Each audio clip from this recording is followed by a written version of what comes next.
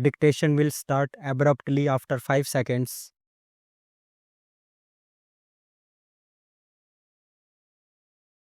Let industrialists concentrate on getting the maximum out of their plants and machinery. Let labor lend their helping hand to the industrialists to exploit their resources to the maximum national advantage.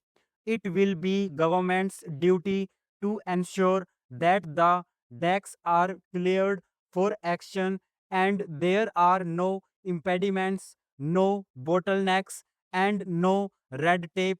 The wheels must move with clockwise precision and perfect smoothness, and there must be no mutual fault finding. The tradesmen have also to do their part. It is their duty to ensure that the produced articles reach the consumer with the minimum of difficulty and minimum of extra cost. None wishes to deprive them of their due, but it would be a national crime for anyone to take more than one's due. On the other hand, even if one has to sacrifice something of his due for the sake of delivering the goods to the nation, that must be cheerfully faced. In such an inexorable and unrelenting struggle for existence, selfish motives must not be allowed to rule to the exclusion of patriotic duty. Let me also make a special appeal to those who have money to spare. It is, I know, a large body of heterogeneous elements. We are not spendthrifts as a nation. Saving is our national instinct, whether we are agriculturists, laborers, businessmen, lawyers, civil servants, or traders. They must all save every pie they can and place their savings at the disposal of government for utilization in national building enterprises. We had a plethora of development schemes in the hope of large balances being available for expenditure. Now, when we took stock of our position, we found that if we were to live within our means, we had drastically to cut our development program. It is obvious that we cannot keep this program in suspense for very long without doing grave damage to our national economy. These programs are our only hope if we have to feed not only the present but the increasing population of our country. They afford the only chance of increased industrialization without which it will not be possible for us either to maintain or to improve upon our present standard of living.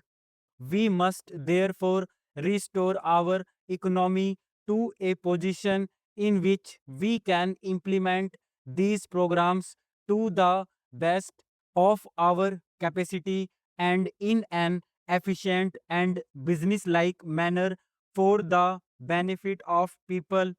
In my speech on Saturday, I have already indicated why and how the investor should place confidence in us. I stated that a point had been reached when nobody who can save or has saved can afford to withhold investing it in a profitable undertaking without incurring the odium of having failed the country in its hour of crisis. Indeed, it would be as wrong for anyone not to invest savings as it would be in times of war for anyone to shirk the obligation of compulsory national service. This brings me to commend to you the scheme which we have announced of voluntary cuts in higher salaries and compulsory savings for government servants have in this matter given a lead to business and professions which the latter would do well to follow. I am separately making an appeal to provincial government to evolve similar schemes for their own employees. We hope shortly to supplement our own scheme by a similar scheme for government servants drawing rupees 250 and below. When that scheme is announced, I am sure provinces will follow suit. I would now appeal to business houses, commercial establishments, and men engaged in different professions and other institutions employing any substantial staff to adopt our scheme to the conditions of their own organization and to implement it cheerfully and in a spirit of self sacrifice for the country's needs.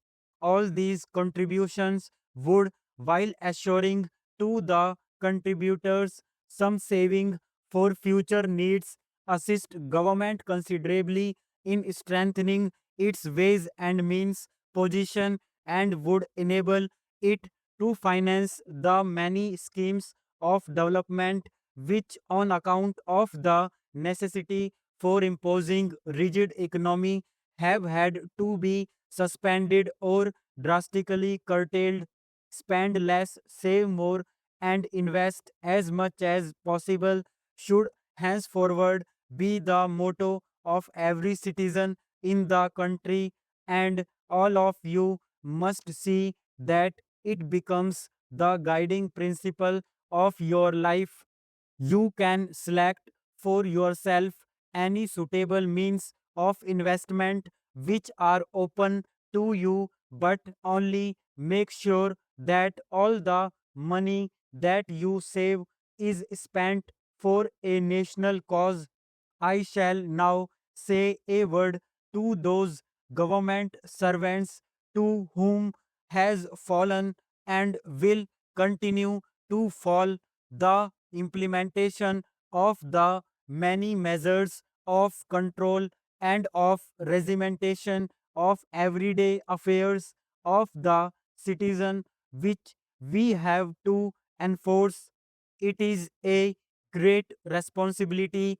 The powers which we wield, if rightly used, can bring the nation heavy dividends, but the same, if abused, can bring not only harm but dispute.